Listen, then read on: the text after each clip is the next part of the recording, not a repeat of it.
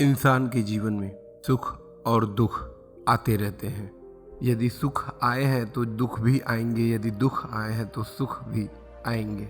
दुख आने पर कुछ लोगों के ऊपर जरा भी असर नहीं पड़ता, तो वहीं कुछ लोग उसकी चिंता में दिन रात लगे रहते हैं, जिसके परिणाम स्वरूप ऐसे लोग अपना खुद के साथ साथ अपना सब कुछ बर्बाद कर चुके होते हैं। यदि दुख आए हैं, समस्याएं आ रही हैं, उसका कोई समाधान नहीं मिल रहा, तो हमें उस पर चिंता करने से बेहतर चिंतन करने की ज़रूरत होती है। ये शब्द मेरे नहीं है, बल्कि बड़े बड़े ऋषि मुनियों का ये शब्द है। एक बार एक युवक के जीवन में सब कुछ सही चल रहा था, लेकिन जैसा कि सभी के साथ होता है, उसके साथ भी वही हुआ। सुख भरे जीवन को बीतने में समय नहीं लगता है, वहीं दुख भरी जीवन को बीतने में बहुत समय लगता है। उस युवक के सुख के दिन चले गए, जिसके बाद दुख के समय आए, और वह युवक दिन रात बस उसी के चिंता में लगा रहता था, जिससे कि उसका सब कुछ धीरे धीरे करके बर्बाद होने लगा। उस युवक की ऐसी स्थिति लोगों से देखी नहीं जा रही थी। एक दिन उसके गांव में एक बौद्ध भिक्षु आए हुए थे। लोगों ने देखा कि भिक्षु के पास बहुत सारी जानकारियां भरी पड़ी हैं, जिसके वजह से भिक्षु किसी भी समस्या का समाधान कुछ ही समय में बिल्कुल आसान तरीके से निकाल दिया करते हैं।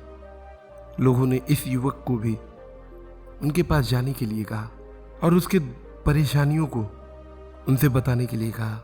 लोगों के कई बार कहने के बाद उस युवक ने भिक्षु के पास जाने का निर्णय कर लिया। भिक्षु ने उस युवक से वहां आने का प्रयोजन पूछा। उसने अपनी सारी समस्याओं को भिक्षु के सामने रख दिया। युवक की सभी समस्याओं को सुनकर भिक्षु पास में रखे एक मटकी को वहां लेकर आए और उस मटकी को खाली कर दिए। भिक्षु ने उस मटकी को ऊपर उठाकर उस युवक से कहा कि मैं इस मटकी को बिना टूटे हवा में कब तक रख सकता हूं। कुछ देर सोचने के बाद उस युवक ने कहा, काफी देर तक हम इस मटकी को हवा में रख सकते हैं।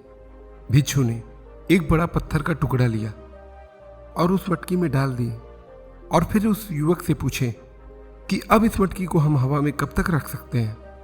युवक ने कहा, यदि इस मटकी को हवा में लाकर तुरंत जमीन पर रख देते हैं तो यह मटकी बिल्कुल सुरक्षित बच जाएगी, लेकिन यदि इस मटकी को हम ज़्यादा देर तक हवा में रखेंगे तो यह मटकी निश्चित रूप से टूट जाएगी।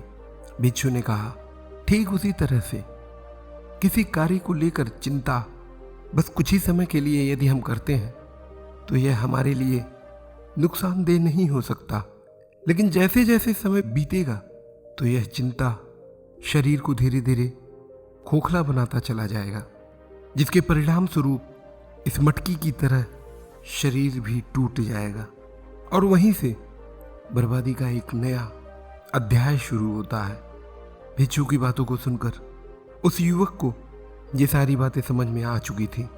उसने भिक्षु से कहा कि मुझे यह तो समझ में आ चुका है कि व्यर्थ की चिंता नहीं करनी चाहिए, लेकिन कृपया करके हमें यह उपाय भी बताइए जिससे हम इन चिंताओं से मुक्ति पा सके। भिक्षु ने आगे बताते हुए कहा कि ध्यान, प्राणायाम के निरंतर अभ्यास से हम व्यर्थ की चिंताओं से सदैव के लिए मुक्ति पा सकते हैं, और केवल चिंताओं से ही नहीं, अपितु ध्यान करने से हमारे मस्तिष्क का पूर्ण विकास होता है और इसी ध्यान के बल पर हम अपने मन को केंद्रित करके किसी कार्य को पूर्ण कर सकते हैं।